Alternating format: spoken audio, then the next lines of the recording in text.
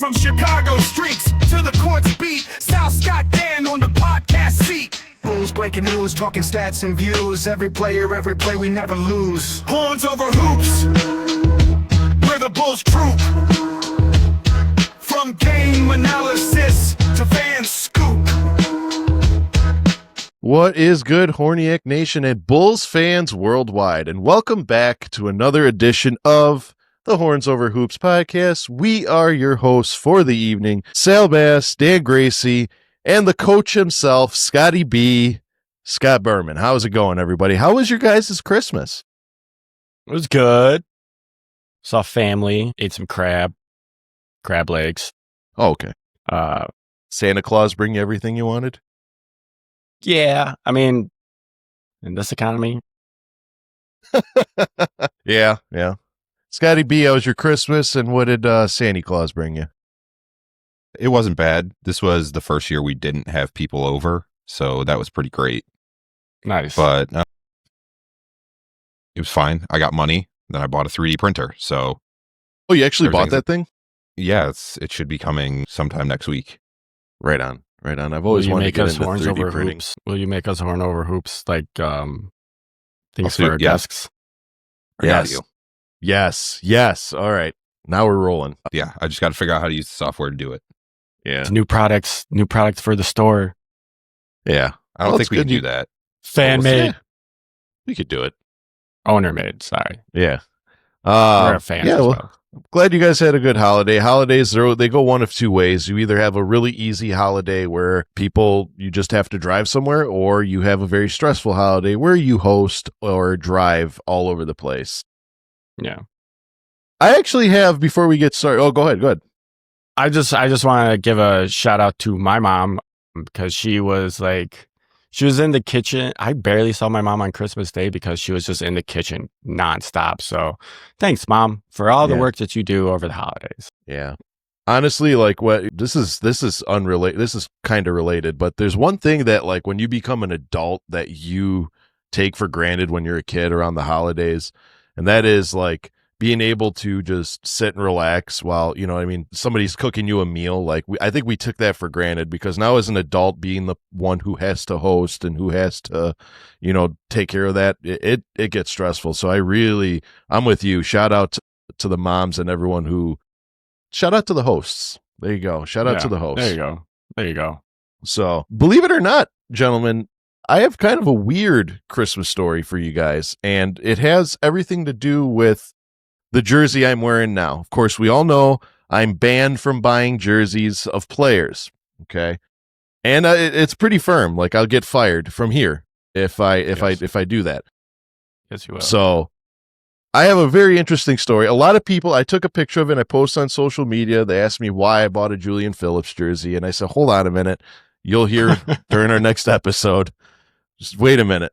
So as you know, I'm an adult, okay? And being an adult didn't know. also means that throughout the year, you buy your own stuff. You know what I mean? Like, it's hard to pick what you want for Christmas, because if you need something, you go buy it. So, long story short, the wife asked me what I wanted, and I said, I'm not sure. So she went out of her way to buy me my own personalized jersey with my last name on it. And it didn't get here in time. So we're doing our work on Christmas Day, opening gifts, and she's like, you have one more coming. Here, this is what I got you. And she showed me a personalized Chicago Bulls pinstripes jersey. Like, oh, that's pretty cool. And she's like, I got you number 1 because your favorite player was Derrick Rose, but it has my last name on it. I'm like, oh, that's super cool. We finish everything up. We go to my mom's house, and I have to run back to let the dogs off and unload some stuff. And I see a package on the front porch, and I'm like, oh, okay, that must be the jersey. It got here on Christmas. What a Christmas surprise. I pick up the bag, and it's addressed to my name. And I know she usually addresses stuff to her name when it's gifts for me. But anyway, I open the bag up, and it's the pinstripe jersey. Says number 15. I'm like, oh, she remembered I like the number 15. And then I'm excited. I'm like, I'm taking pictures with it to show people. Like, it finally came. And then a little card falls out of the bag, and it says, congratulations, you won a Bulls drop. So I thought it was like, hey, you bought a jersey. You also won this little, like, scan the QR code and get a sticker, or like some random, like, you won a gift, you know. So I'm like, oh, okay, I'll deal with that later. I sent the picture to the wife, and I'm like, thanks for the jersey. It fits great. Like, I love it. You remembered 15. And she's like, I didn't get you that. Like, what do you mean? She's like, I got you a number 1 jersey, not a number 15 jersey. So more of the story is I won a Bulls drop, because I don't know if Bulls fans, if you guys play that, like during the game, sometimes they'll give away like deck of cards, personalized jerseys and all that. Long story short, I won a jersey and it just got here now. So I have another one of these coming. Same thing, pinstripes, but just number 1. And So when did you enter the sweepstakes for the jersey? I don't know, because they do it. I don't know when it was. It was because they had a couple of this one this year. So I don't know if it was the first one or if it was the second one, because they do a couple jersey drops throughout the year. Yeah. But I don't know when this one. I know the first time I use the number 15 every time, and that's because I don't want to get number 13 because people will think that it's a Joakim Noah jersey. Noah. But instead they'll just think it's a Julian Phillips jersey. But like, I've always loved number 15. It's like, it's at the end of every like username I have, it's usually the end of it. But yeah. So the gift that she was like, I don't know what to get him, but then she's like, oh, I'm going to get him his own jersey. It's going to be super cool. Like, he won't get anything like it. She'd go out and got me a jersey, and the Bulls just sent me one on their own. So like, but Wow. thank you. Yeah. Wow. The Bulls ruined Christmas. Classic Bulls. But also, remember, Sal, if you tear an ACL, it's your fault. You got that jersey. You're going to get injured. He's going to tear his Or own Julian ACL. Phillips is going to get injured just because it's 15. Yeah, that's true. Because that's the thing. Like, I don't know if you're new to the show, you'll know that I'm not allowed to wear jerseys because I have an extensive list of just bad luck when I buy jerseys. Oh, If even you if want- you're given a jersey, because Coby White got hurt immediately after you got that Sub-Zero jersey.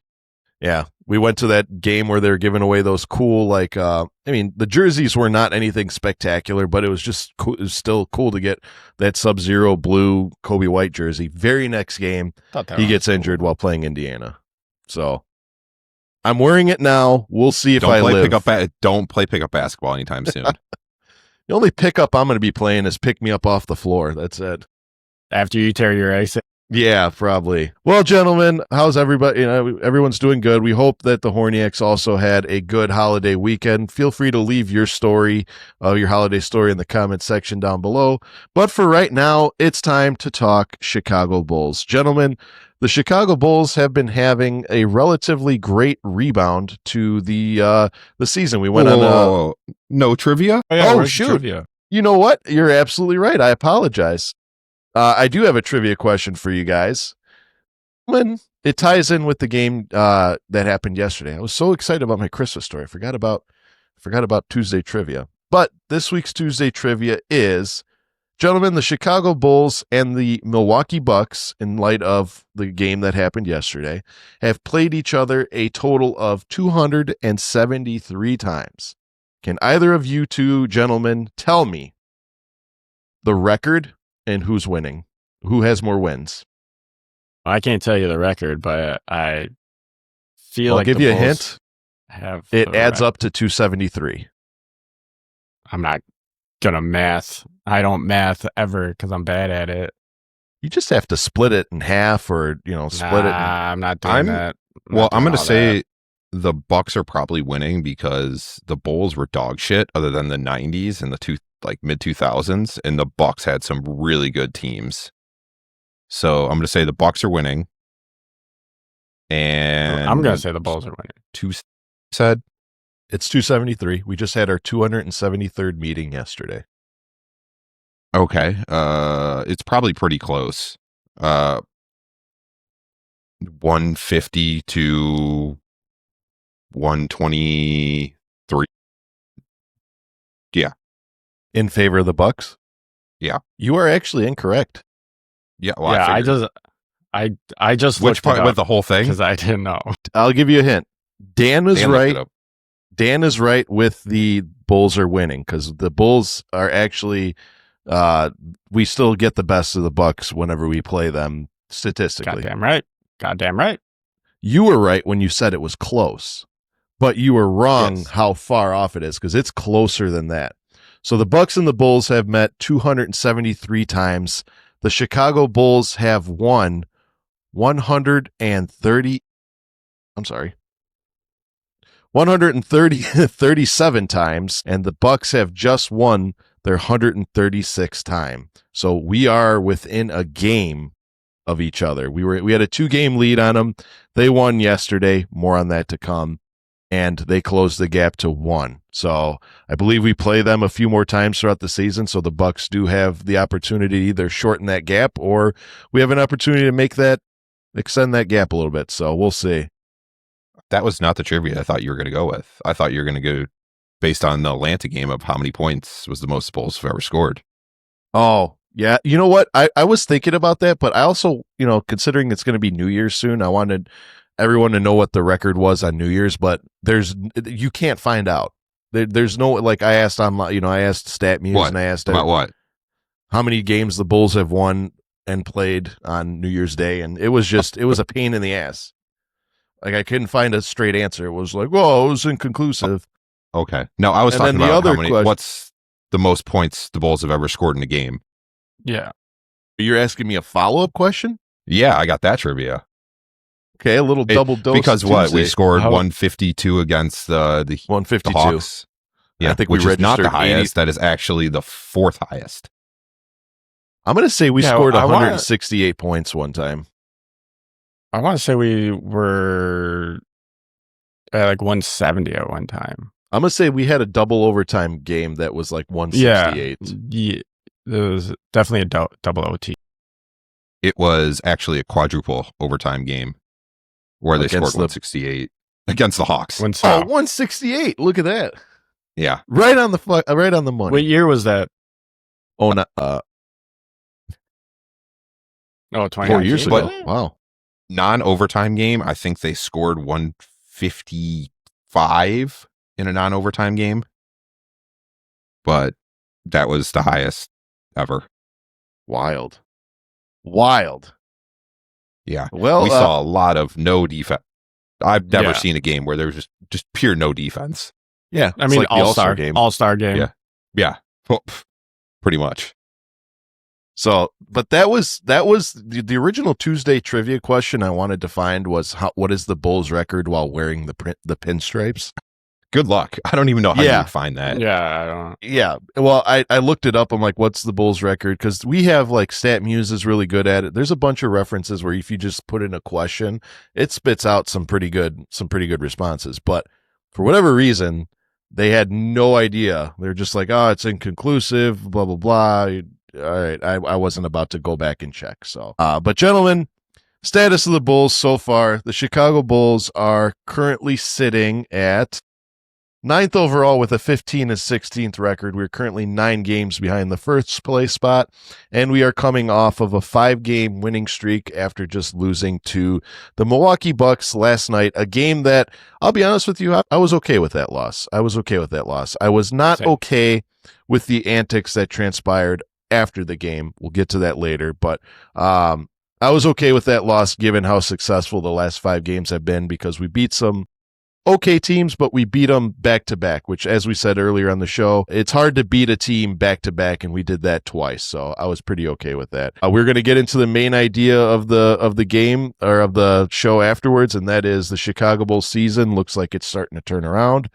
We have some Scottegories, and then we have our closing statements and New Year's resolutions. I spoiled the surprise, but each of the hosts will give you their New Year's resolutions. I did not tell you before because I wanted them to be genuine. So, gentlemen, we played the Bucks last night, and the reason, we played the Atlanta Hawks, we scored a lot of points, but I'm choosing the Milwaukee Bucks game to be a kind of our focal point, not just because of the incidents that occurred afterwards, but just the game as a whole. It looked like the Bulls played a pretty well put together game. We just could not close it out at the end, but I also want to highlight that brawl that transpired at the end of the game because I lost a lot of respect for Giannis after that. So, Gentlemen, with that being said, what were your thoughts on the Milwaukee Bucks game, and shed some light on that brawl? I mean, I thought like you said, I was okay with the loss. I thought it was a good loss for the Bulls. I mean, we're a young team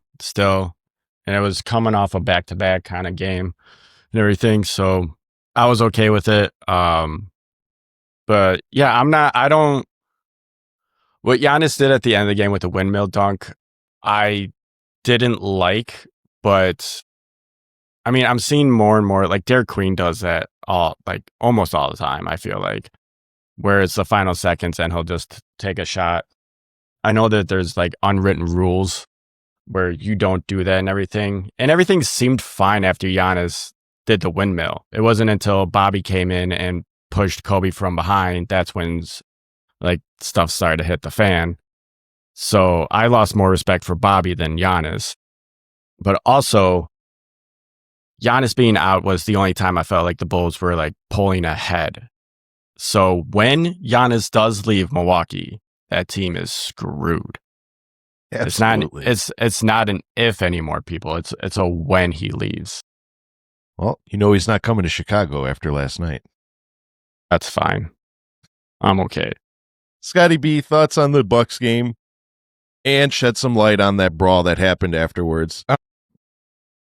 I actually fell asleep during the game. I was dead tired, so I actually missed basically the second half, but just kind of watching highlights and things. Last time we played the Bucks, we were getting destroyed all game. We were within under 10 points most of the game. So it was never out of reach like we saw the previous time we played them. So I do like that we were able to keep up with them. Giannis being on a minutes restriction is probably the reason why we weren't blown out, even though we lost by 12. But it just proves that he's one of the best players in the league, and we cannot handle superstars. And it continues to be, we cannot guard superstars, especially big superstars, because we have no one that we can put on them. But and physical superstars as well. Yeah. Like the physicality, Bulls can't handle physicality play.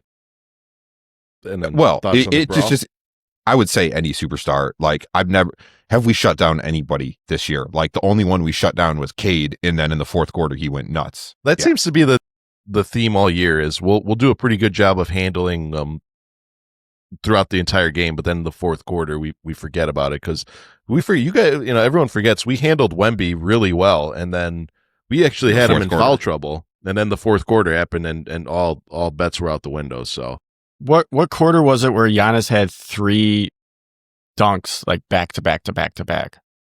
Like, last game or this game? Yeah, this last game. I don't know. I feel like it was like the second or third quarter, and that's when I was just like, man, we got to do something about this. Like, you can't just keep laying him bullying you to the paint and just dunking on everyone. Second quarter. Was it the second quarter? Okay. Yeah. It's getting embarrassed. About the fight, yeah, there's unwritten rules, and I don't know. There's probably a reason he did the windmill dunk. I don't think he would just do it just to do it, but also unwritten rules are stupid. It's the same thing about like baseball when people get pissed when you swing after 3 balls. Like, grow up. It's fine. Really? Yeah, they get pissed if you throw, like, if you have 3 balls. Well, we're talking about a 3-0 count. Yeah, 3-0 count. Oh yeah. Okay. They'll get pissed if you swing at it. Yeah. Like they'll get pissed if they walk you. Yeah, they should be pissed. Put it down the middle, and but they won't get it's walked. those kind of things, or like flipping the bat, those kind of things. It's unwritten rules. Don't do it. But also, this is kind of the generation of no one cares about unwritten rules anymore. Just have fun. That's but true. That's kind of why Derek Queen's, you've seen him do it. But again, he wouldn't do the windmill dunk unless there was a reason. My guess is someone was talking a lot of shit to him or saying something, and he was like, well, screw you guys. But also, the Bulls have been very chippy lately. Like, we saw the fight with Trae Young and Trae Young. So I'm guessing they're talking a lot now. I never got the full backstory of that because it looks like, you know, Trae Young just kind of patted Io on the ass and there was took partial it's been a several year thing going on with those two. Yeah. And Trae Young is a little troll. Like you see his antics when he plays in New York and whatnot. Yeah, I know that Trae Young has had a rather bad reputation of being kind of a tyrant. I know he did that thing where he was rolling dice on the floor of the Knicks court. Yeah, there's players like that where you just don't expect it. But I honestly didn't see it, and then I don't know if he whispered something while he was patting him on the ass, and I turned around and stood up for himself. The brawl against the Milwaukee Bucks. Here's the thing: I'm with Scott. Like, unwritten rules they're dumb, but at the same time, when you are a player of the magnitude as a Giannis, come on, man, show some class. Like, I don't care if they're talking smack. I don't care if, you know, somebody just insulted you. You maintain your professionalism. Look what happened. Was it the LA Rams against the Detroit Lions? Or who was it?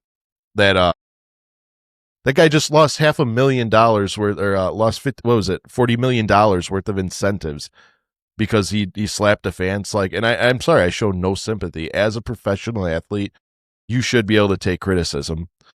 Throwing it back to the Giannis situation, you knew what you were doing. You know why you knew what you were doing? Because you've been in the league for how long you've been. You've played at an elevated level. I'm almost positive this has been done to you, and I'm almost positive you know what you're trying to say when you go down final seconds of the game instead of dribbling it out, because there was like 6-7 seconds of the game left. It wasn't like there was 30-40 seconds where I've noticed lately that teams will do the thing where, like, even if they're down, they'll take 24-second violation, give the ball to the other team and let them. I've seen that. That's classful. But there was like 10 seconds left and my man goes and throws a windmill dunk at the other end just to close the game out. You know, I mean, you knew what you were doing. So, and I also grew a lot of respect for Vooch after that. Because Vooch being the man, he's like, what was that for? Nothing. He didn't chase him down and push him. Got in his face. He's like, what was that about? Like, and you could see Giannis say, like, I don't care. And he was walking away. Like, he knew what he was doing. But big props to Vooch for going up and questioning him. But then after that is when the bench is kind of cleared, and Bobby Portis was not a big fan of Vooch and Coby asking Giannis about, you know, what was that about? So Bobby comes in, instigates a brawl, bench is clear, and just lowers my respect for Bobby as well. So what do I think of it? There's no room for that, man. Just take the win. Like, yeah. My biggest gripe was, like, I get it when players do that. Like, whenever I see Derek Queen do it, like, the Pelicans are usually down at the end of the game, and it's a loss for them. Like him doing that at the end of the game, it doesn't matter. But, like, the Bucks were already up, and the game was already pretty much all but won. So, like, there is no reason to steal a ball that you're in a game that you're winning and do a windmill dunk. Giannis did say why he did it. I read it this morning. I was half asleep, so, like, take it with, like, whatever you want. But I think he said it was because he wants to show the team that he's a winning player and he wants nothing but he's just here to win, and he's going to give everything he has until the end of the game. Or whatever. I don't know. I think it was trying to wake up the team, because without him, they're not very good. Yeah, that was Giannis's first game back, and I do believe that the team spotted a 3-11 record when he was sitting down. He's a winning player. You know what that just did? That just painted a target on the back of the Milwaukee Bucks from the Chicago Bulls, and just lit fire to another rivalry. Which I'm a big fan of rivalries, man. Like the I-94 rivalry, like the. What do you call it? The interstate Chicago and Milwaukee rivalry. That was one of my favorite rivalries. Like the Bears and Packers. It's one of the best rivalries in sports. And now, like, I think the world is better if the Bulls and the Bucks have a rivalry. That's it. Because we haven't had very many rivals lately. Like, who would you say was our biggest rival lately? But, like, tried and true rival. I mean, I would say it was either the Hawks or the Heat, because we keep seeing the Heat in the play-in game. That's the only one I could think of. Yeah. And, like, the Hawks, just because we're equally as bad as they are. All right. Like, Scotty B, who would you say is our rival? Because I can't think of Fans it. and Jerry Reinsdorf. There you go. Yeah, There you I think that's the biggest rivalry in Chicago. But we've been probably the Heat because they beat us every year. It's the Heat or the Hawks, but yeah, because the Heat beat us in the play-in every year. So That's the it's a only one I could one-sided think of. rivalry. Mm. But so is the management versus the fans. It's a one-sided rivalry because the management doesn't care about fans. Yeah. Honestly speaking, like I said, I would love this to ignite because I didn't even know that, going back to Tuesday trivia, I didn't know that we were so close in record. I always thought that for the duration of my life, I always thought that just the Bulls just annihilated the Bucks. The Bucks were a joke of a team in the mid 80s, early 90s, and we just got the best of them all the time. Now I'm learning, actually, we're not that much better than them. We're only a game or so better than. We're still 5 or 6. Or what is it? We 4 rings better than them. But just record wise, that's wild. However, gentlemen, despite that loss, I did mention we were on a 5-game winning streak. We did beat a couple teams of the same team back to back, and this is after coming off of a 6-game skid. So having started the season off with a 6-game skid. Or I'm sorry, with a 5-game winning streak, going through that 6-game losing streak, and now tallying up that 5-game winning streak before we lost. Would you guys say that the Bulls season is starting to look up? I think so. I mean, we're healthy. We're showing our depth again, our bench depth. I'm looking at the schedule, decent. I mean, we got some tough games. We got Boston January 5th, and we got the T-Wolves tomorrow. And then we got the Heat on the 8th. So there's that rivalry. So, yeah, I think that... Oh, and we play the Pistons on the 7th. Goddamn. Yeah, I think we're going to move up some spots. I don't see why we can't. But, yeah, we just got to... We got to focus on, offensive rebounds. First in the league when it comes to offensive rebounds. So we gotta do something about that. That really frustrates me. We're second in the league in defensive rebounds at 35. Yeah, see that's why it just drives me crazy. Like, how come second on defense, but 21st, we're towards the bottom for offensive rebounds. Like, Vooch, just do your job, get the ball, stop shooting. Like, if you shoot a 3, run to the basket. Don't run the other way. Run to the basket. Man, he's old. Yeah, Man, I think the Bulls could move up to 6. We're 9th right now, right? 9th, yeah. Yeah, I think we can move up 3 spots. Yeah, bear in mind, we still have a lot of key points of the season coming up. Like, we still have, trade deadline, all-star break, and then, back half of the season. I always say it's the hardest part of the season, but we always have that, and that'll show you what this team's made of. Scotty B, the coach, do you think the Chicago Bulls season is starting to look on the up and up? I think so. Part of the reason is, like Dan said, we're healthy in our depth. And I kind of want to do a little trivia part of this. Since the Cavs game, how many minutes do you think Patrick Williams has played? 4. I saw that. Through the last 6 games, how many minutes has Patrick Williams played? Total minutes? I know he played 4 yesterday. He was CD 15? DNP last game. 12. He has played like 30 minutes in 6 games. He's played 10, 5, 9.5, 5.5, did not play against Philadelphia, and then played 3.5 yesterday. So Patrick Williams has officially been benched. Yeah, I saw an article this morning about that. how Billy has Benched him. moving him to the bench just permanently. Which, it's a waste of money, but really, that's fine. Really, the only way we get rid of him is if the Supersonics come back, because then we'll force them to take him. Extension trade or extension draft kind Or of thing? expansion draft. Yeah. But really, the Bulls, part of the reason I think they're doing better is they're actually driving more. We're seeing it a lot more where they're actually going to the basket, and we're seeing halftime changes and adjustments. We haven't seen that. But again, I think that's partially because we didn't have the depth to do it. But one of my biggest issues with this team is Coby White, and I'm ready for him to be off this team.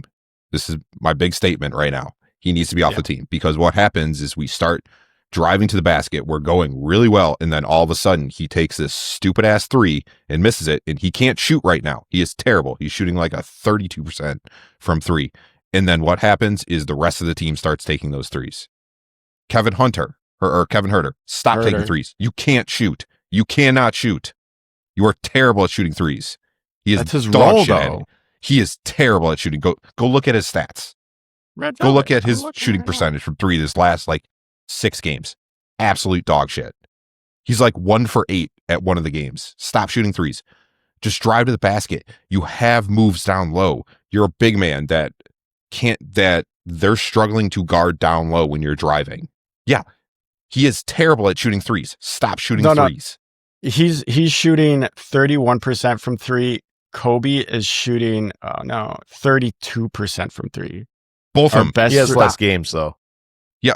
Still, both of them. Stop shooting threes. Start driving to the basket more. How many games like during that losing streak we would just start and we would shoot just chucking. like 50? We would shoot like 15 threes in the first quarter. Like, why are we doing that? If we're driving to the basket more, we're actually scoring and playing well. Vooch playing down low. He is pretty good down low. Zach Collins being back is huge for us, I think, too, because that's all he does is sit down low and he'll get rebounds. Trey Jones might be the MVP, like the dark horse MVP of this team, but because he seems to be the only player that's like moving without the ball. And anytime a shot goes up, he is going to trying to get the ball. He may not be putting up the stats, but without him, we lose those Hawks games. We lose that Philadelphia game. He could be a starter for another team. Yeah. Speaking of Philadelphia, Joel Embiid needs to be in jail for not wearing socks in that game. What? He did not wear socks. Yeah, I saw that. He needs to be in jail for that. Gross, dude. Yeah, it's just gross. And he put 31 on us without socks. Imagine if he was wearing socks. He might add less. Who knows? Yeah, it's crazy to be at this stage of the season, and we haven't even hit the All-Star break yet. It's crazy to be at this stage of the Bulls season. We've already endured a 5-game winning streak, a 6-game losing streak, another 5-game winning streak, all before the midway point of the season. It's wild. Sal, do you want to know the real reason we lost to the Bucks? Great. Yeah, why? Because they have a losing record, and the Bulls can only beat teams with winning records. See, that's another thing to touch on is the fact that the Chicago Bulls, of our losses, we're 15 and 16 now. Of those losses, 6 of them were to teams that were one had 1 win in the Charlotte Hornets, and the other ones had a less than a 250 record. So we're kind of stepping on our own feet when we go up against teams like that and play flat-footed. I do think though that the Milwaukee Bucks record is directly contributed to Giannis not being in the lineup. You know what I mean? Like, I don't think that I know we play bad teams bad, but I don't think that was the case because we had an 11-point lead at some point yesterday. But I think this team and this season is still salvageable. I'm still at the point where I say I don't really think we need to make blockbuster trades this year. Like I don't think that we need to move anyone.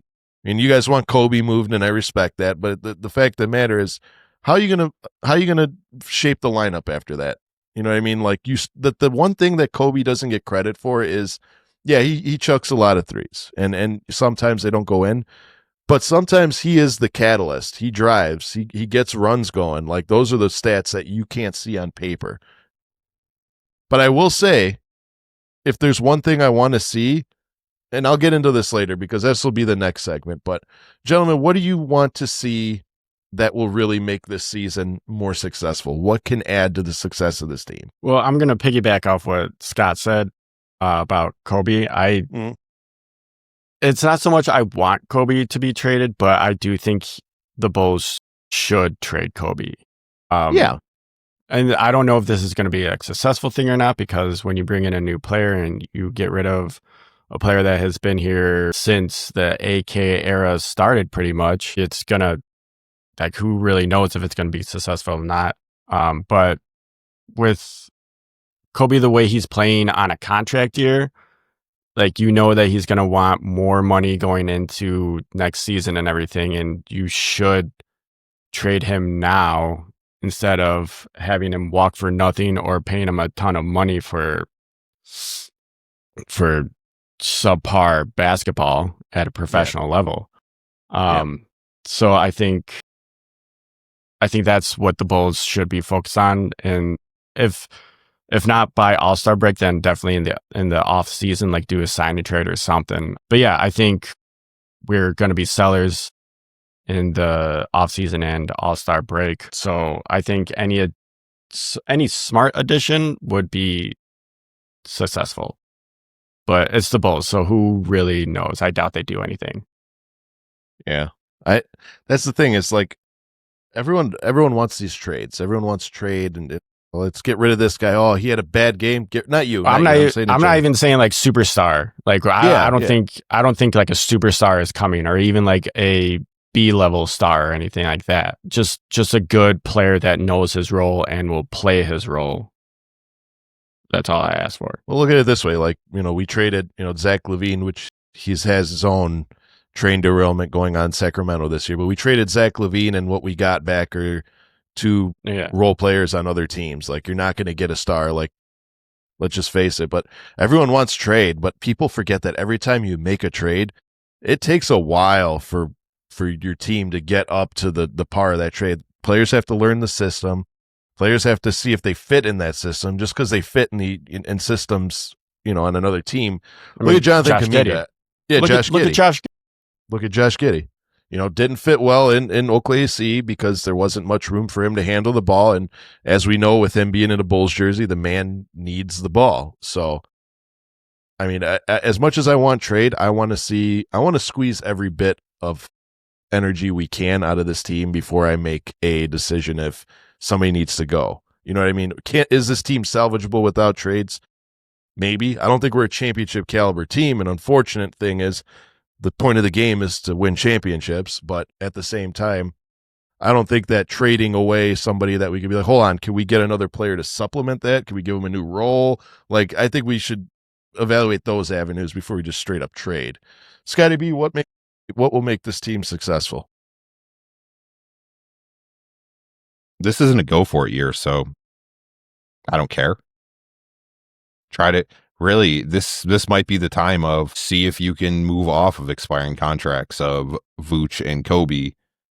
I know there's been talks of the Timberwolves looking at Coby, and if we can get a first round pick from them, that would be great. I know JT Toppin from Texas Tech is expected to be a late first round pick, and that kid is really good, and he's a power forward, so I'm all for that.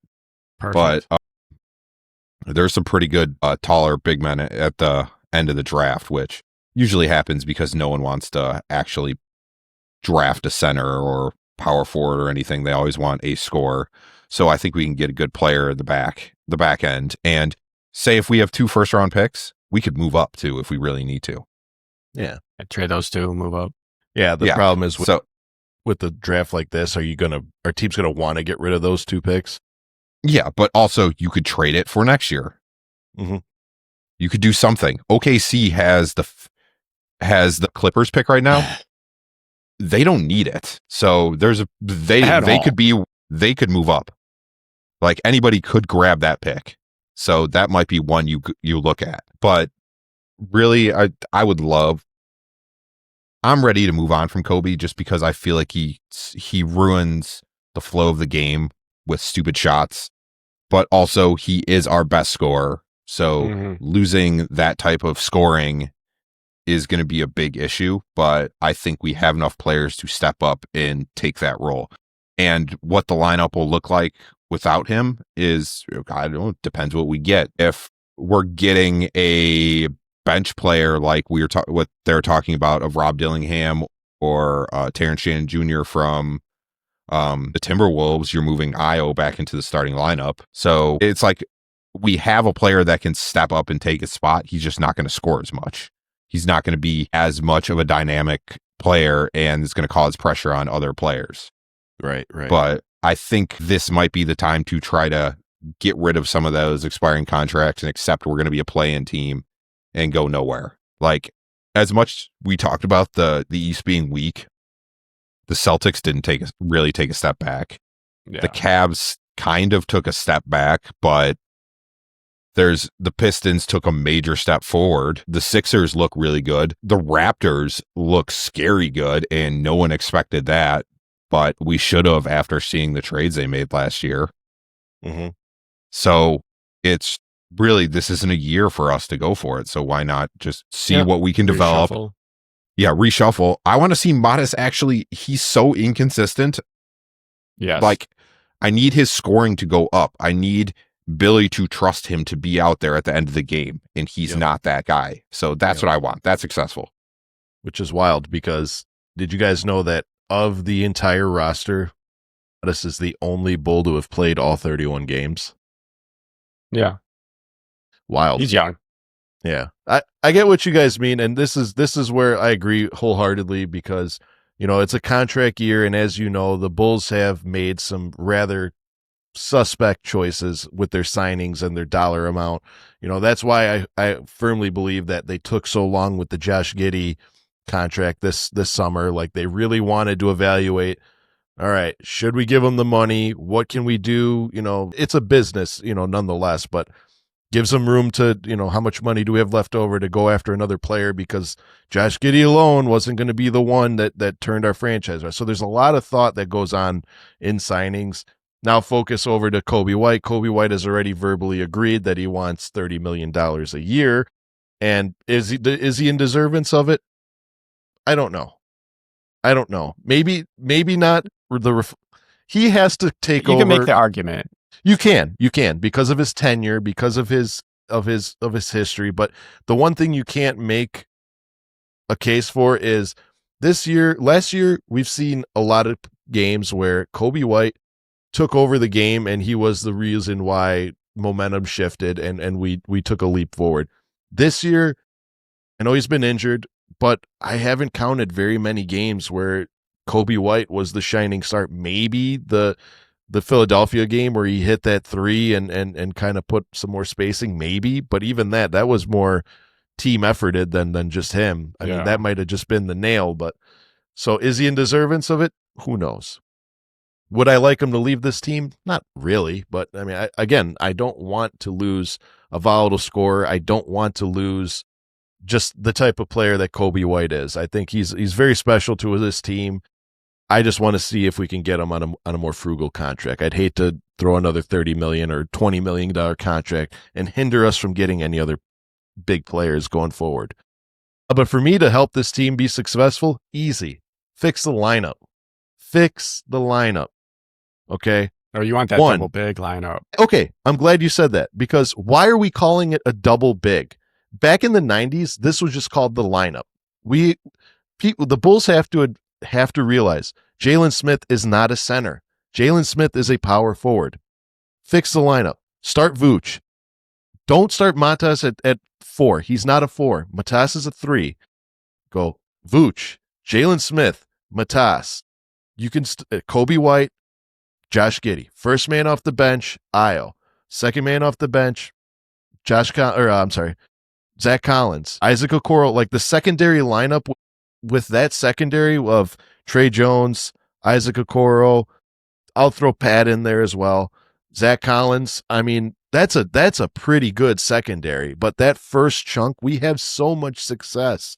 And I refuse to call it the double big anymore because, like I said, back in the day, every power forward was built like Jalen Smith. The only reason why Jalen Smith is a center nowadays is because of how undersized the center was there for a while. Like, we have so much success with that lineup, but we only chose to start running it about 4 or 5 games ago. I mean, I get it. We were short at the center because Zach Collins was hurt and we had no real size. I get it. But at the same time, switch it now. Put him in the starting lineup. I want to see how it works. If this season means nothing, it's a wash, or we're not really going for it, what's it going to hurt? You know what I mean? Yeah. Experiment a little bit. I know not a lot of people want to see Ice back on the bench. They like his defense. I like that. You know, cool. But at the same time, this is for the future. Like, throw Sticks out there. He's proven that he could be a starter. His numbers are incredible. that dunk that he had in Philadelphia, that was insane. Joel Embiid was going to be seeing that in his nightmares that night, but like his overall play is insane. Scared him out of lately. his socks. Yes. So like fix the lineup, like put them in. I want to see what happens. If it doesn't work, what happened? You lost a couple more games. Who cares? So that's what I want to see. I want to see more of a lineup fix more than players moving, because I think we can replug and play and be a little bit better. But gentlemen, like I said, like you guys said, we have the Timberwolves coming up on Sunday. Yeah. It's the New Year's Eve game. Monday. And I'm sorry, Monday. Long weekend. Long weekend, yes. So what are you guys' predictions for that game? It doesn't have to be too in-depth, just win, loss. I think we're gonna lose just because Ant is a beast. Like I don't really pay that much attention to the Timberwolves just because they're a small market, and I never have. And when I got back into basketball, it was like Kevin Martin was on or was it Kevin Martin or Kayvon Martin? I forgot. The guy who with the quick shot. Oh, that's Kevin Martin. Damn, Kevin that was- Kevin that was Martin, back in Kevin the day. Love. Kevin Love was there. He was killing it. Yeah. You're thinking of Kayvon So that- Looney. Nah, he wasn't in the league when I got back into basketball. Okay. But yeah, anyways, I don't pay attention to the T-Wolves at all. Also, I don't like Rudy Gobert. No? Nah, I don't really care about him. But yeah, I think we're going to lose, especially since it's a Western team. The West is stacked. The West is always tough. They have 20 But- wins right now. 20 and 12. They're 20 and Yeah. 12. Yeah. I think their biggest threat is they get to the free throw line a lot. Their 3-point percentage is scarily good, but so you think they lose? All right, Scott, Yeah, I the think they lose. coach, do coachly things and tell us who's going to win. Break down the X and O's. Yeah, Anthony Edwards is going to drop 50 on us, but also we struggle against good bigs. Julius Randle and Rudy Gobert are good together. And guess what? That's a double big lineup. And we're not going to play a double big lineup against them. We're going to play a double big lineup against their bench. So we're going to lose this game because we can't stop them down low. double big All right. lineup. Well, Jalen our Smith interior is defense is 6'8". also I feel like our interior defense is trash. Yeah, I Is mean, it? It's not. Is it? not I the- was trying to find just our defensive rating. I can't find it. I mean, I would say our perimeter is worse. Like, I would say our perimeter is for worse sure. because we let out a lot For of sure. 3-point shots and we don't cover the hot shooter. But I just feel like interior, we're not that Yeah. good at defense. I don't know. If a team are, that but we're usually not, you know? relies on threes a decent amount struggle against us, I don't know why.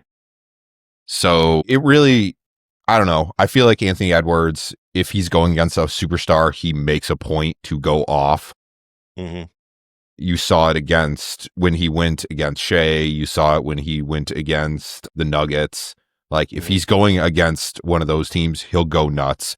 So maybe he'll probably, I take that back. He's not going to drop 50. He's going to drop like mid 20s on us. But I really think Julius Randle and Rudy Gobert are going to be the reason we lose, because they're going to get easy offensive rebounds that we should have gotten, or they're going to be close in the net and Vooch is just not going to put his hands up and they're going to score easily on him. So I think we're just going to struggle against them just because it's a big team and we do not play well against big teams. So the last the 6 meetings that the Bulls have played, it says we've lost the last 6 meetings against the Timberwolves. It was, or I'm sorry, I apologize. I've not unlocked that stat yet. That was 2002. BRB. The last 3 meetings we've won.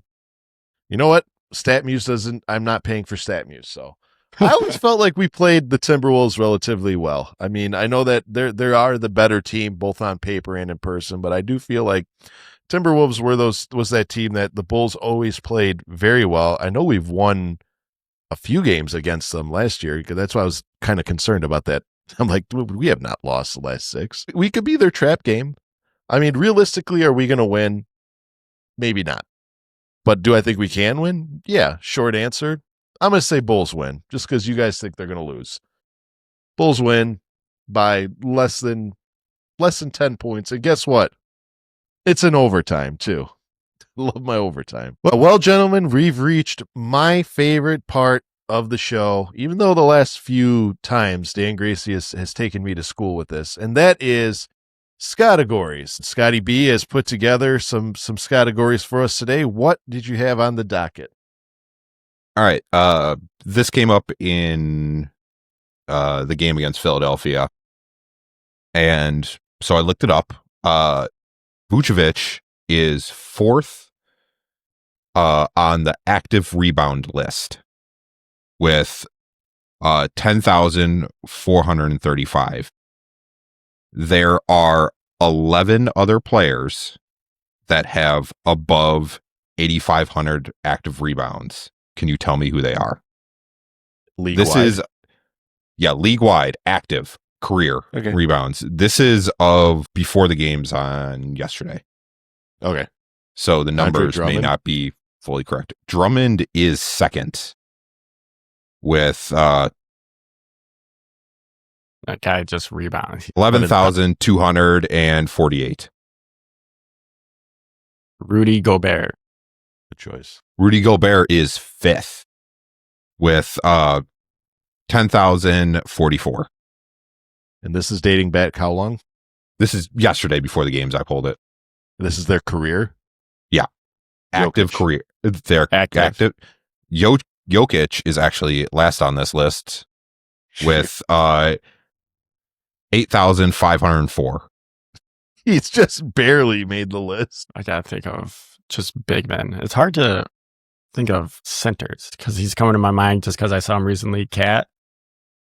I doubt Cat he's on. Is he? He is not on this list. Yeah, no. He's not a rebounder. You also got to think of guys that have been in the league forever. Yeah. True. I know he's still playing. Is this for the win? Yeah. I know this man is still on a lineup, and every year it strikes me. It kills me to not it kills me. It like boggles my mind and makes me happy to see he's still in the league. DeAndre Jordan. DeAndre Jordan is third on this list. Yes. I forgot that he's in the league. He's on the Nuggets, right? And were you watching the Nuggets recently? He only played 2 games on the Nuggets this year. I think he's hurt. Yeah. But I just know he's still in the league. 10,795. All right. Is Brook Lopez on the list? Brook Lopez is not on the list. Damn, what the fuck? Well, he doesn't really grab. Yeah. All right. Sal, you won. LeBron James is number 1. That with figures 11,797. Longevity. You got Kevin Love with 9,594. Al Horford, just over 9,000. I forgot he's still around. Russell Westbrook, 8,000. All those triple doubles. 884.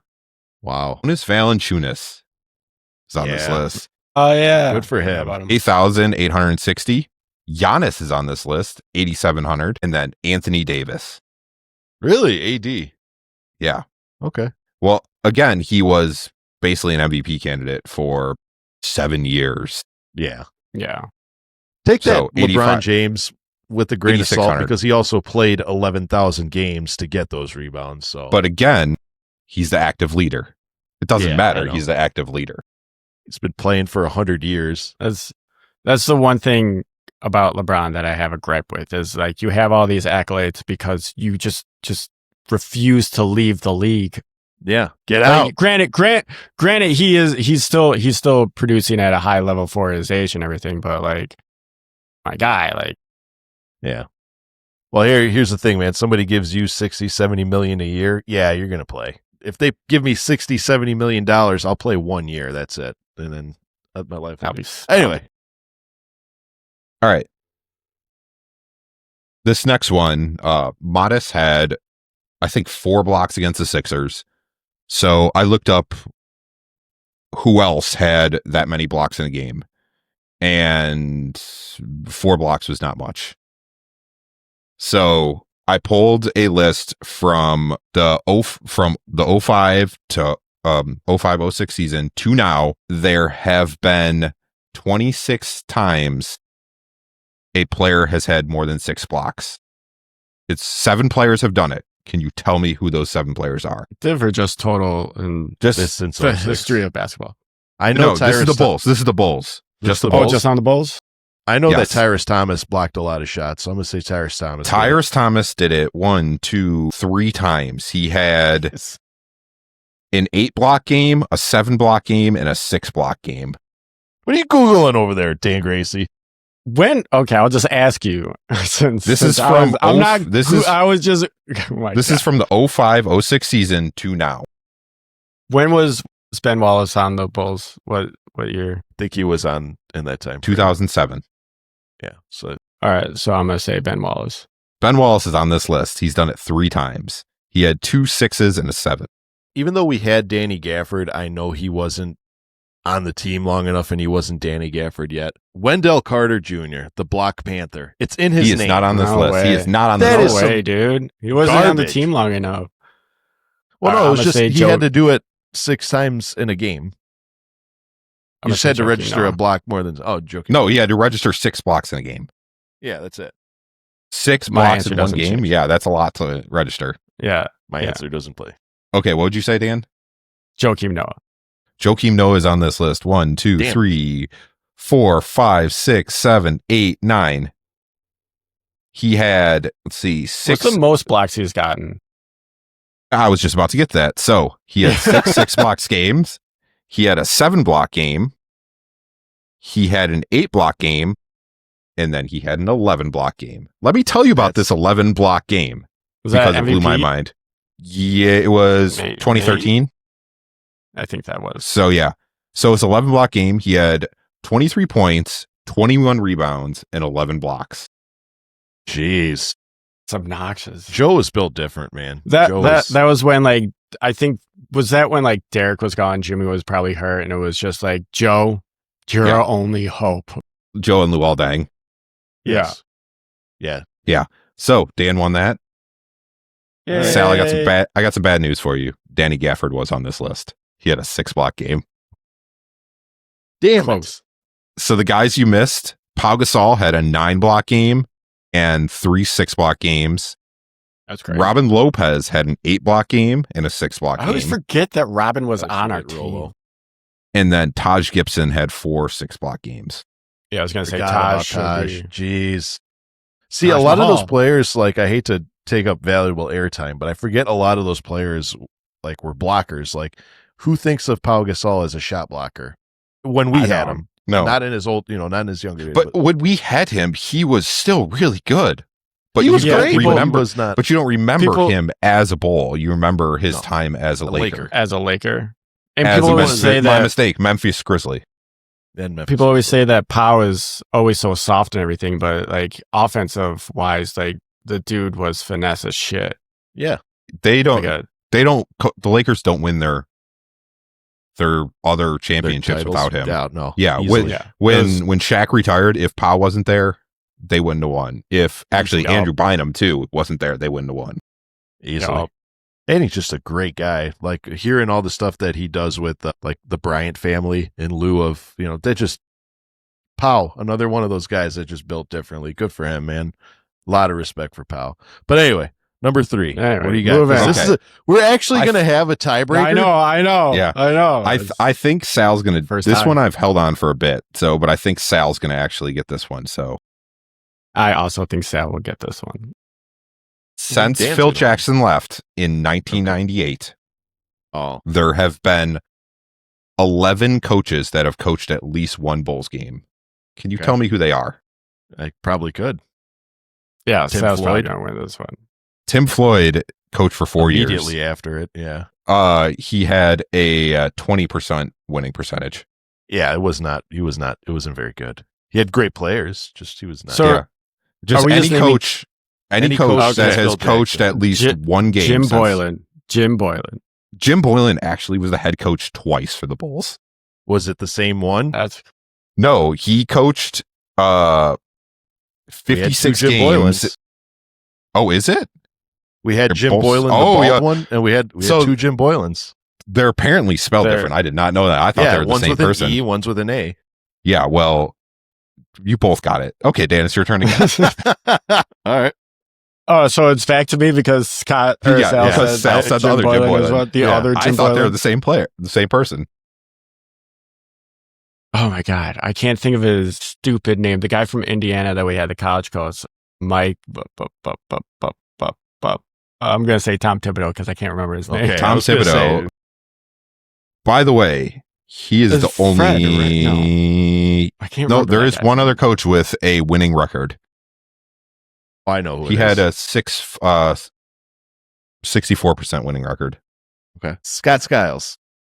Yeah, Scott Skiles is on this list. He almost had a 50% winning record, so good for him. Yeah, Scott. wasn't 5 bad. years. He was the second longest. Him Yeah. and Tibbs were 5 years. Yeah. Vinny Del Negro. Good guess. Vinny Del Negro is on this list. He coached for 2 years. He Bill also had a Cartwright. 50%. Bill Cartwright did coach for 3 I did games. not know this. Sal's gonna win this. Probably name him. Fred Hoiberg. I remembered his name. The mayor. He coached for 4 years. Here, okay, so we have. He had a 42% win rate percentage. Is anyone going I to can't- mention Billy Donovan? Billy Donovan. That is the obvious one. He has a 48% win percentage. Yeah, it's not very good. So you have 2 guys left, 5 games total between both of them. Yeah. So I don't think Dan's going to get this. It was, Well, hold on. Give him a chance. well, I'm going to tell No, you the I'm- years. I'm So out of- one coached in 2002, one coached games between 2004 and 2008. By the way, they lost all the games. Gonna say, I thought the guy's name was Doug Christie. It's not Doug Christie. He was, oh my God. I'm pretty sure he coached the Bulls. I don't remember his name though. Like I can picture him. He's a white guy, old. He's an old white guy. Does that sum it up? Yeah, nailed it, Dan. Oh my God. He was the coach of the Sixers at one point. No, because he already said Scott Skiles. All right, go for it, Dan. I see Trying screen to remember- switching. Yeah, I'm looking at the 76ers coaches. Doug Collins. Was Doug Collins It ever was coach before for the Bulls? Phil, brother. Yeah, Was it? Doug Collins is not on the list. Fuck. There it is. So Stacey King.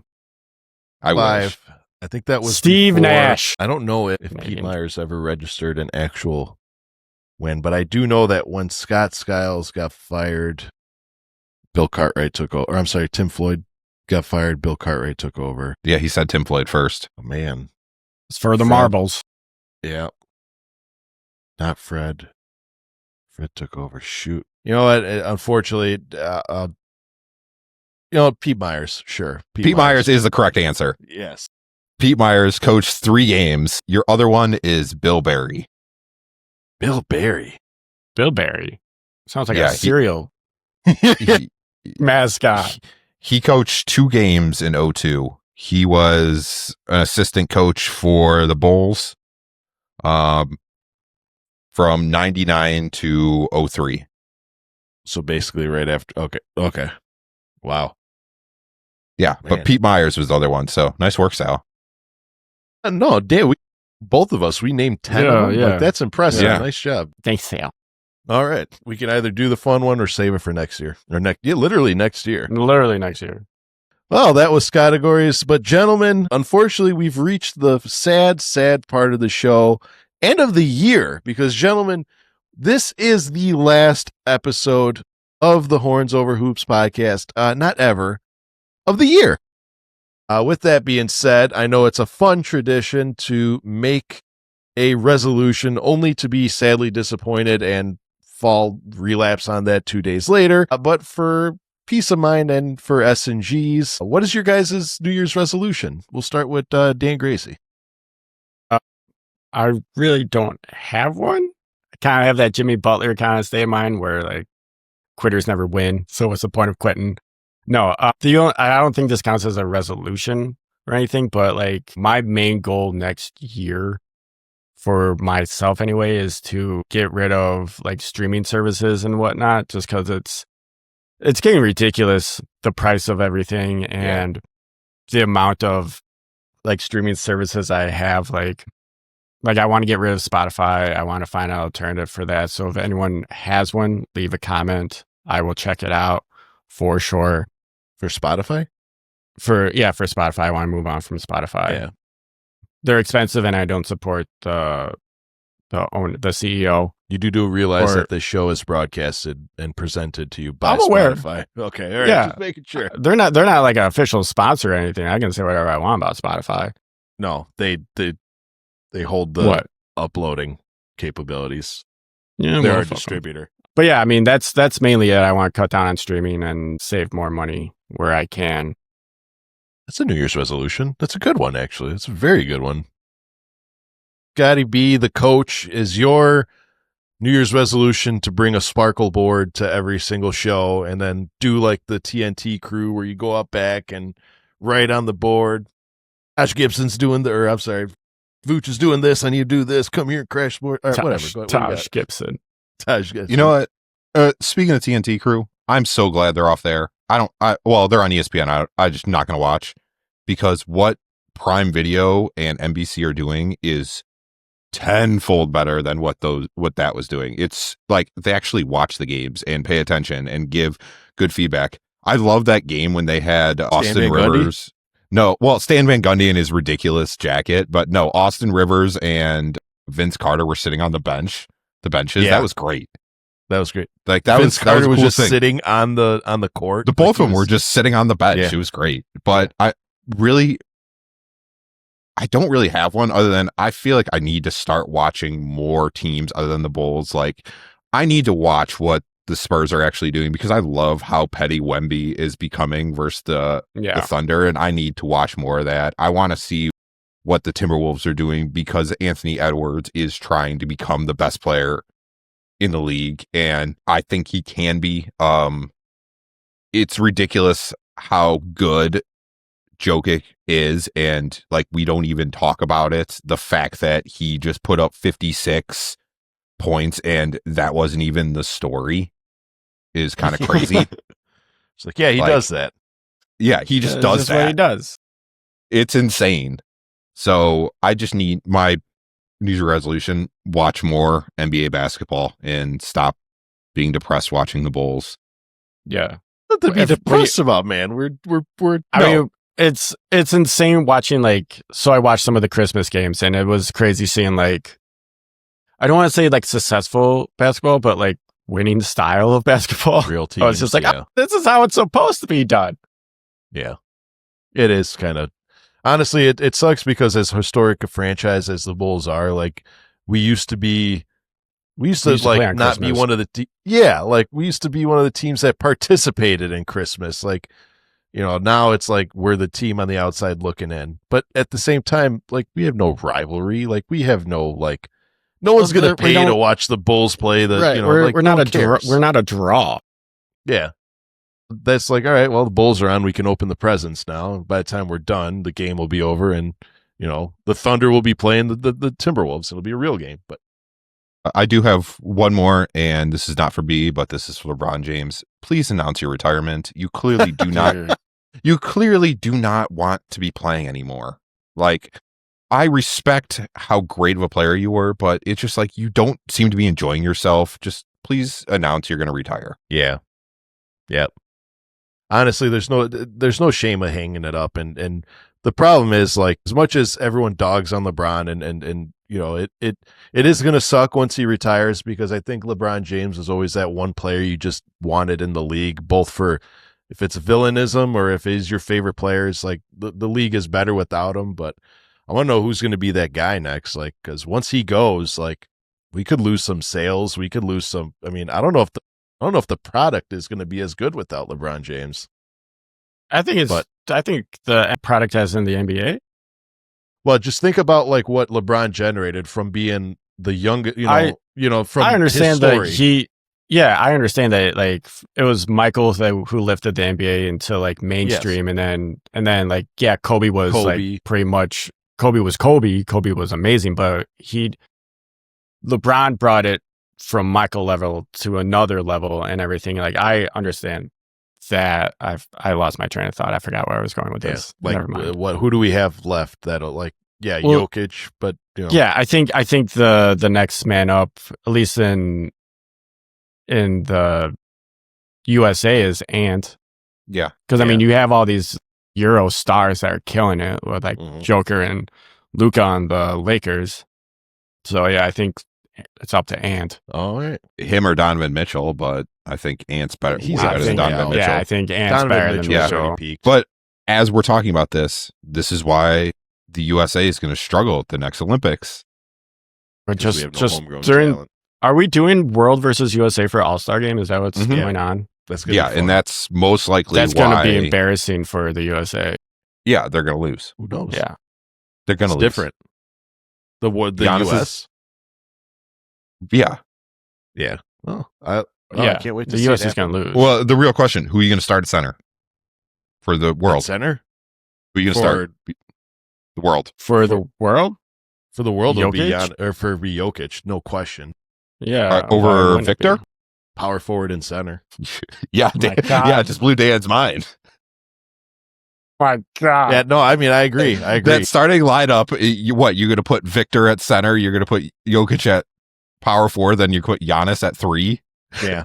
And then starting center for, And then the, Shea. for the USA is Shea. Before You I have could, Luka before, out there as well? Yeah. before I conclude, okay, I'm gonna say the most controversial thing. If they actually called all of SGA's push-offs, the man would be averaging under 10 points a game.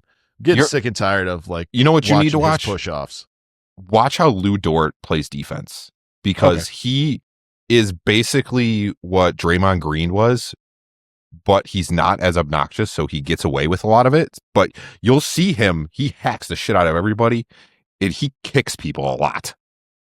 Yeah. But Draymond Green about to mess around and be out of the league. I'm just ready for this flopping to stop. It's Mhm. getting bad. It's Yeah. never going to stop.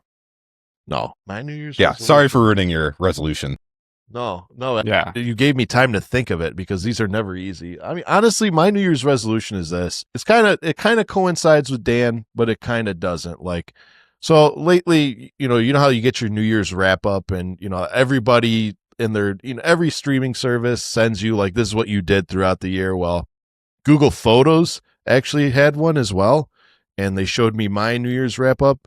And my goodness, have I gained so much weight in the past year, both from wedding and from being newborn. Like, I've had no time to work out. And I know everybody is like, oh, if you make your New Year's resolution be to lose weight, you're never going to do it. I'm going to give that Fucking as Bill like, Cosby over there. oh, you see. So my New Year's resolution is to be more physical fit and be a better person. I'd be a better person, make better choices. That's all. And that's about it. No, I got nothing. That's it. And to buy Sydney Sweeney's bathwater. Now we can move on. Shot. You can't. I don't know if you can be a better person and buy a person's bathwater at the same time. That's just, I'm using I feel like money. it's- I'm not taking it I'm using money. All right. Anyway, that concludes this episode of the Horns Over Hoops podcast. We'll see you guys next year. And despite the loss against Milwaukee Bulls fans, it does look like we have an up and coming team. That's things are on the up and up. We'll just say that. With all that being said, we encourage our Bulls fans and our Horniacs to see red, go Bulls, and we will see you next year, everybody. Have a good day.